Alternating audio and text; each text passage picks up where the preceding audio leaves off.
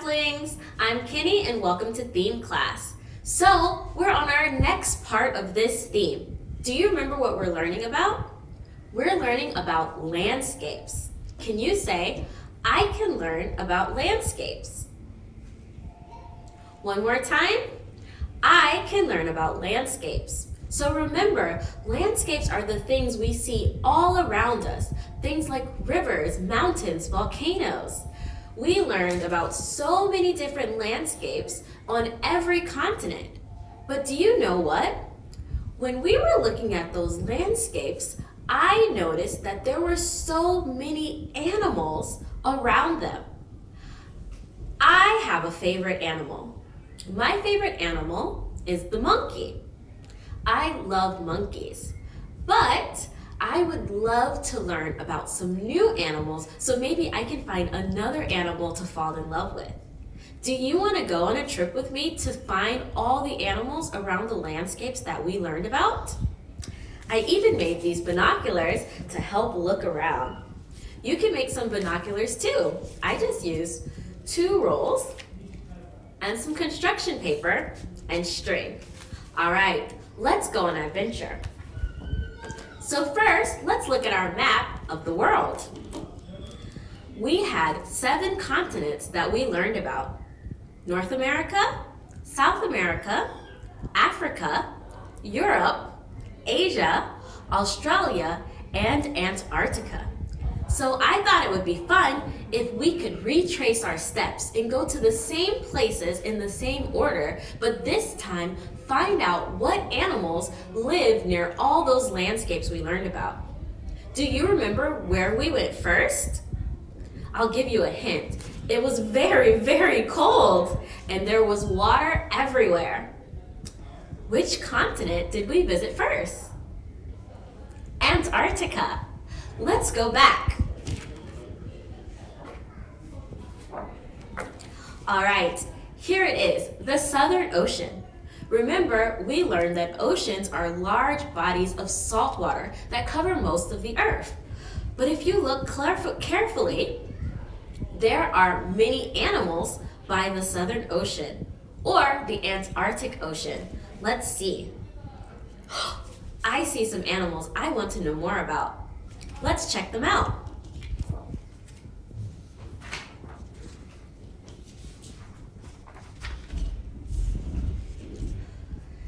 So if you remember, the Southern Ocean is very, very cold. So that means it attracts animals that like the cold.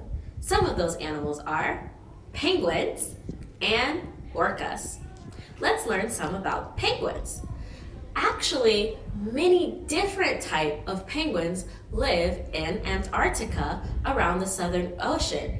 There are rockhopper penguins, emperor penguins, Adelaide penguins. Actually, there are so many different kinds, and they're all different. But there's one thing penguins have in common. They're all birds who can't fly, but they love to swim. This is an emperor penguin. An emperor penguin is actually really, really tall. They can grow to be 100 to 120 centimeters. That's the same size as some of your saplings.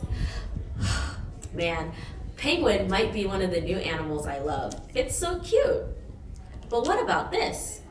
This is an orca, also called the killer whale. It's easy to tell an orca because of their black and white pattern.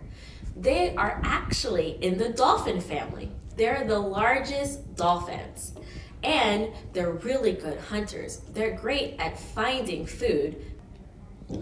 Orcas by the Southern Ocean live in cold water, but actually orcas like warm water too. They can be found all around the world.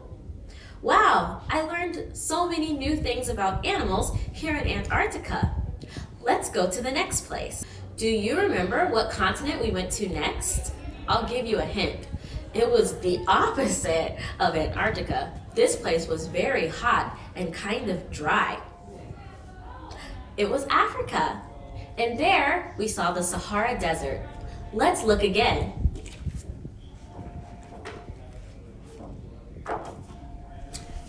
So here's the Sahara Desert. Let's see.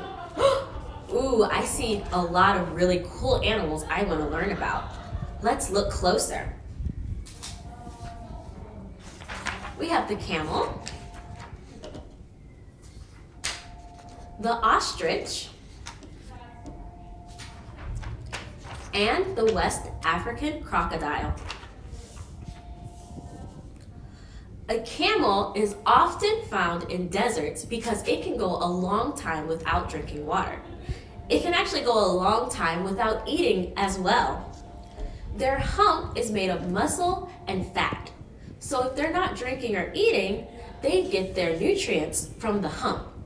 And the longer they go without eating, the more their hump falls over to the side. And then when they eat and drink a lot, it becomes large again, kind of like a balloon. The ostrich also can go a long time without drinking. This is why these animals are great for living in the desert. The ostrich is the largest bird in the world. And like a penguin, it can't fly, but it's great at running. Also, they lay the largest eggs in the world. You can eat a lot. So, what about this one? It looks a little bit scary. This is a West African crocodile. And you know what? It's also great at living in the desert because during the summer and when it's really hot and there's not a lot of water, it goes to sleep. And then it wakes up in the cooler months when it's easier to get around. Wow. These were some more great animals to learn about. I wonder which one is going to be my favorite. Let's go to our next continent. All right, can you remember where we went next?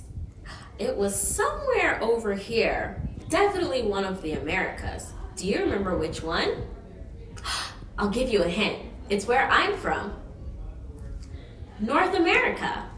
Do you remember what we found there? It was a body of water, but actually 5 of them. The Great Lakes. Let's look closer. I see some new animals. Let's see and learn more about them. We have a black bear, an otter, and a moose. Let's start with the black bear. So there are different kind of bears all over the world. Koala bears, panda bears, brown bears, but a black bear is found only in North America. They love to eat fish, which is why it's perfect for them to live near the Great Lakes. It means they have lots of fish that they can eat. They're also really good at swimming, another reason why the Great Lakes is a perfect place for them to live. We also have the otter. It's so cute, right? An otter is a great swimmer.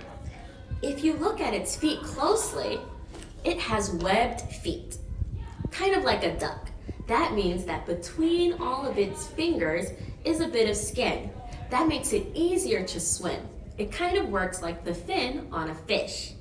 They also love to live near water, of course, because they get their food from the water as well. So, again, the Great Lakes is a great place to find otters. We also have the moose. The moose is the largest member of the deer family. We can always tell when something's a moose by these big antlers, but actually, it's only the men moose who have antlers. And did you know their antlers fall off every year and grow back? Wow, it's like getting a haircut. I can't wait to go to our next place and learn even more. Let's go. All right, do you remember where we went next?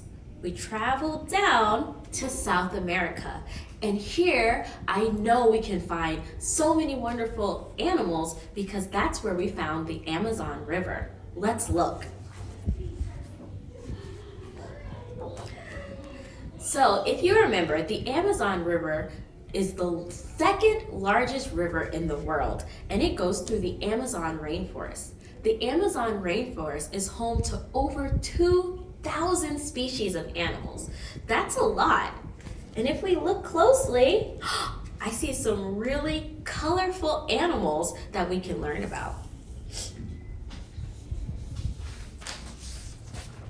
Here we have the poison dart frog and the Amazon River dolphin. Now, I see dolphins and frogs all the time, but I don't know if I've seen any like this before.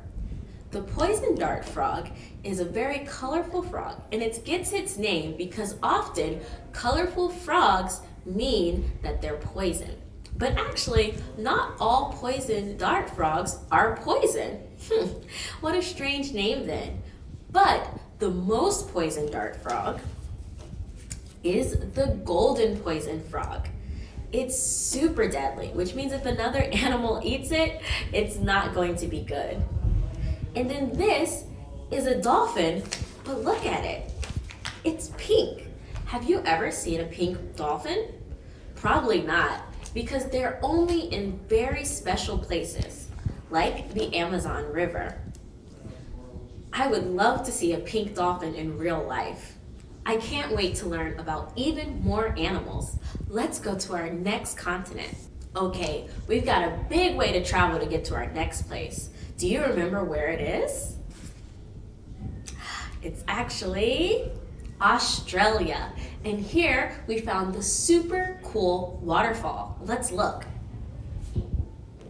This is the Walloman Falls. Wow, I definitely see some animals I want to know more about. Here we have the saw-shelled turtle, an Easter water dragon, and a platypus. So, this is the saw-shelled turtle. It's called that because of the way its shell looks. It sometimes changes as they get older. These are very nice turtles, but they can be very aggressive when they bite you. So as always, we have to be careful with wild animals. Next, we have the Eastern water dragon. They love flowing water, which is perfect for living by a waterfall because if you remember, a waterfall is part of a river, and a river is made up of flowing or moving water. They have very long, powerful legs that help them be really good climbers, which could really help out if they're trying to get to the top, right? And last, we have this funny animal. What's this? It's a platypus. A platypus is a mammal, just like you and me. However, it lays eggs like a bird or a reptile. It's kind of short and has a big beak like a duck and a tail like a beaver. It's a really funny looking animal, but it loves to swim. They grow to be about 30 to 60 centimeters long. All right, we're almost done with our adventure. Let's go to the next continent. All right, our next continent is really close to home. Do we remember where we went next? It's the same continent where you can find Japan. Do you know what it is? It's Asia. And we traveled to the Himalayan mountain range.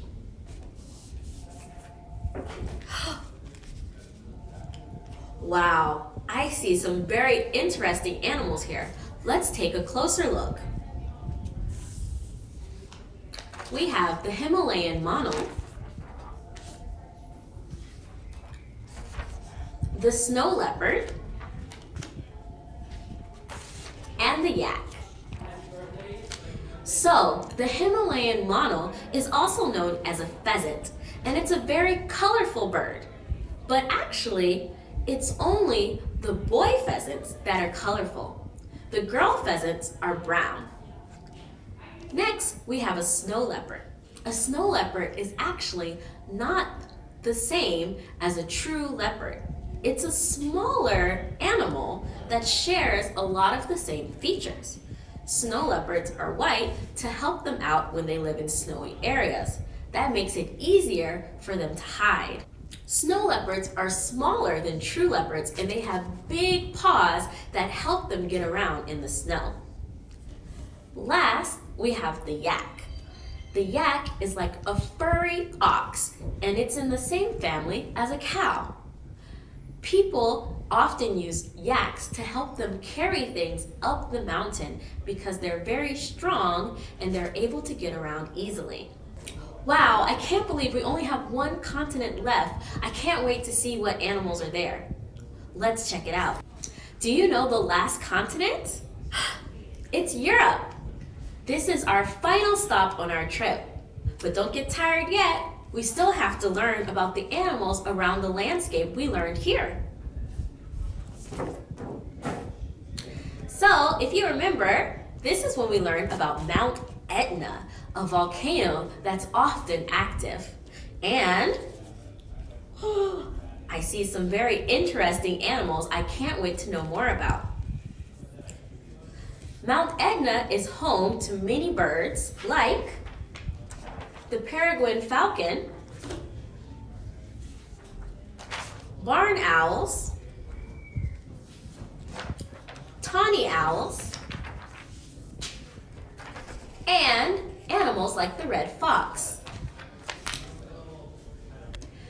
Peregrine falcons are another animal that can be found all around the world. However, they really like high places. If you remember, the Himalayas is home to the highest mountain in the world, Mount Everest. Seems like a great place for a bird who wants to be high. They're about 48 centimeters and weigh about 1 kilogram. And they are very, very fast. Owls are nocturnal, which means they sleep during the daytime and they stay awake at night. They eat things like small animals called rodents, which are things like mice. And then we have the red fox. They also like to stay inside and hide during the daytime and go out hunting at night.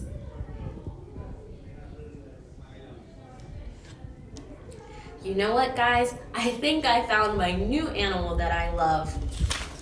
It's this tawny owl. Isn't it cute? But actually, I loved all the animals we learned about today. Can you believe how many animals we can find all around the world? Some are animals we can see near where we live, but some are animals that can only be found in one area. That's so cool.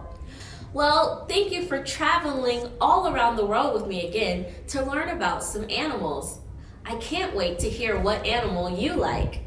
See you!